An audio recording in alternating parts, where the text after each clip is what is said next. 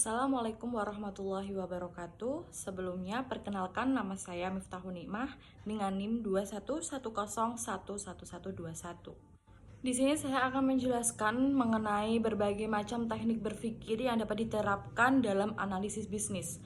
Yang pertama, kita melakukan analisis SWOT, yaitu mengidentifikasi kekuatan, kelemahan, peluang, dan ancaman untuk memahami posisi bisnis kita. Yang kedua, ada business process modeling, yaitu memetakan proses bisnis untuk meningkatkan efisiensi dan efektivitas. Selanjutnya ada metode MOS, yaitu menganalisis misi, tujuan, strategi, dan taktik untuk memastikan keselarasan organisasi. Selanjutnya ada Catway, yaitu mengidentifikasi masalah dari berbagai perspektif untuk solusi yang lebih komprehensif. Nah, dari teknik-teknik yang ini membantu dalam pengambilan keputusan yang lebih baik. Selanjutnya, di dalam menjalankan sebuah bisnis, kita juga harus menerapkan metode berpikir kritis untuk mengevaluasi dan merumuskan strategi bisnis yang efektif, yaitu melibatkan beberapa langkah. Di antaranya yang pertama, kita harus mengidentifikasi masalah terlebih dahulu, yaitu menentukan masalah yang perlu dipecahkan dengan jelas. Kita bisa melakukan ajuan pertanyaan, yaitu apa yang sedang terjadi dan mengapa ini terjadi. Selanjutnya, kita menganalisis data, mengumpulkan dan menganalisis informasi yang relevan dari berbagai sumber untuk memahami konteks dan faktor-faktor yang mempengaruhi. Selanjutnya yaitu mengevaluasi alternatif, membandingkan berbagai opsi, menimbang pro dan kontra setiap strategi. Nah, pertimbangan resiko dan manfaat dari setiap pilihan. Lalu, pengambilan keputusan. Buat keputusan berdasarkan analisis yang mendalam, bukan hanya institusi. Lalu, memastikan keputusan tersebut selaras dengan tujuan jangka panjang dalam suatu bisnis. Selanjutnya yaitu tindak lanjut dan penyesuaian. Setelah menerapkan strategi, evaluasi hasilnya secara berkala dan lakukan penyesuaian jika diperlukan untuk meningkatkan efektivitas. Lalu dalam menjalankan sebuah bisnis, terutama bisnis kuliner yang saya jalani, saya harus memiliki prinsip-prinsip manajemen inovasi dan strategi yang mendukung implementasi bisnis saya, yaitu meliputi yang pertama, harus memiliki kapabilitas, yaitu kemampuan perusahaan dalam mengidentifikasi, mengembangkan, dan penerapan ide baru, termasuk keterampilan teknis dan sumber daya yang diperlukan. Jadi, saya menjalankan sebuah bisnis harus memiliki kemampuan perusahaan dalam mengidentifikasi, mengembangkan, dan penerapan ide baru, termasuk keterampilan teknis dan sumber daya yang diperlukan. Selanjutnya, struktur organisasi. Penyusunan struktur organisasi yang jelas untuk mendukung proses inovasi, termasuk pembagian tugas dan tanggung jawab yang efektif. Akan tetapi, dalam bisnis yang saya jalani ini, saya menjalankan sebuah bisnis yang masih dikategorikan sebagai bisnis rumahan kecil, UMKM kecil, yang dimana semua pekerjaan masih saya pegang sendiri. Jadi struktur organisasinya itu dengan saya bisa memanajemen waktu dengan diri saya sendiri. Lalu budaya inovatif, yaitu menciptakan lingkungan yang mendorong kreativitas dan inisiatif, serta mendukung pegawai atau saya sendiri untuk berpikir out of the box. Lalu strategi integrasi, menggabungkan inovasi dengan rencana bisnis jangka panjang untuk mencapai tujuan strategis dan memberikan nilai tambah. Lalu ada pengelolaan resiko, pengelola ketidakpastian dan resiko untuk memastikan keberhasilan implementasi ide-ide inovatif. Lalu keterlibatan tim, mendorong kolaborasi lintas departemen dan mengalokasikan sumber daya yang tepat untuk mendukung inovasi. Nanti ketika bisnis saya berkembang lebih lanjut dan sudah memiliki beberapa tim, keterlibatan tim ini sangat diperlukan di dalam memanajemenkan inovasi strategi yang mendukung implementasi bisnis. Dalam bisnis yang saya jalani ini, untuk mengembangkan rencana aksi yang mengintegrasikan kreativitas dan inovasi dalam strategi bisnis jangka panjang, ada beberapa langkah yang harus saya lakukan. Di antaranya yang pertama, mengidentifikasi peluang, yaitu saya melakukan analisis pasar untuk memahami kebutuhan pelanggan dan tren yang ada. Saya menggunakan metode riset pasar seperti survei dan wawancara untuk mendapatkan wawasan yang lebih mendalam.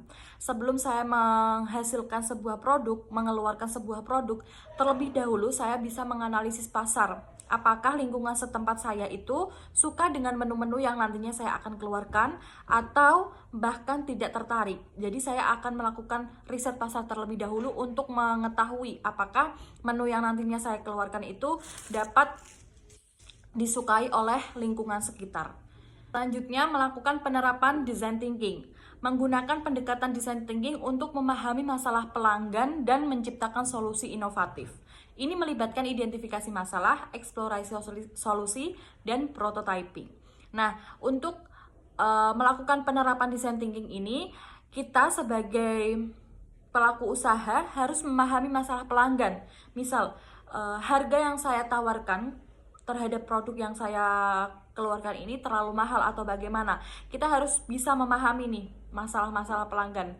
Mungkin harga yang terlalu mahal. Jadi kita sebagai pelaku usaha, sebagaimana caranya untuk membuat persepsi pelanggan itu supaya merasakan harga yang saya keluarkan ini worth it untuk kalian keluarkan dengan kualitas yang nantinya kalian dapatkan. Selanjutnya, melakukan pengembangan ide. Melalui tahapan pembuatan ide, evaluasi, dan seleksi, pilih ide yang memiliki potensi tinggi untuk diterapkan dalam bisnis. Sebelum mengeluarkan menu baru atau menciptakan resep-resep yang baru, saya sebagai pelaku usaha menghasilkan ide, lalu mengevaluasi ide tersebut dan menseleksi, serta memilih ide yang paling berpotensi tinggi yang nantinya bisa saya keluarkan. Selanjutnya yaitu mengimplementasi strategi. Rancang rencana konkret untuk menerapkan ide-ide inovatif termasuk manajemen sumber daya. Selanjutnya melakukan pemantauan dan penyesuaian. Melakukan pemantauan berkala terhadap hasil implementasi dan melakukan penyesuaian strategi berdasarkan umpan balik dan hasil yang diperoleh.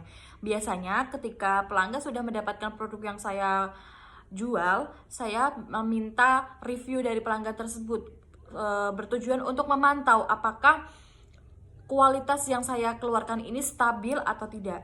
Nanti ketika pelanggan sudah memberikan review, review tersebut bisa saya gunakan sebagai pembelajaran, penyesuaian lagi, apakah kurang ini, apakah kurang itu, nanti bisa saya perbaiki lagi atau saya kembangkan lagi agar produk yang saya ciptakan ini lebih maju dan berkembang lagi. Nah, dengan langkah-langkah ini, usaha yang saya jalani itu dapat mengintegrasikan kreativitas dan inovasi secara efektif dalam strategi bisnis jangka panjang. Selanjutnya, dalam menjalankan sebuah usaha, langkah penguraian evaluasi dan hasil pemecahan masalah kreatif serta pendekatan berpikir kritis dalam bisnis nyata itu meliputi beberapa hal. Di antara yang pertama, kita bisa mengidentifikasi masalah terlebih dahulu, yaitu menentukan masalah secara jelas dan detail. Memahami akar permasalahan sangat penting untuk menentukan solusi yang tepat. Jadi ketika saya menjalankan sebuah usaha, saya harus mengidentifikasi masalah terlebih dahulu secara jelas dan detail. Masalahnya apa, terus akar dari permasalahan itu bagaimana. Setelah itu supaya saya bisa menemukan solusi yang tepat dari permasalahan-permasalahan tersebut. Lalu ada pengumpulan data. Mengumpulkan informasi yang relevan melalui survei atau analisis data untuk memahami konteks masalah dan potensi solusinya. Jadi sebelum mengeluarkan solusi, terlebih dahulu saya mengumpulkan data atau riset data terlebih dahulu. Selanjutnya brainstorming. Nah, melakukan brainstorming untuk menghasilkan berbagai alternatif solusi. Semua pihak harus terlibat untuk mendapatkan perspektif yang beragam.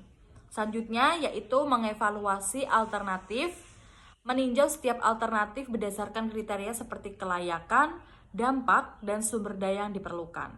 Pilih solusi yang lebih efektif.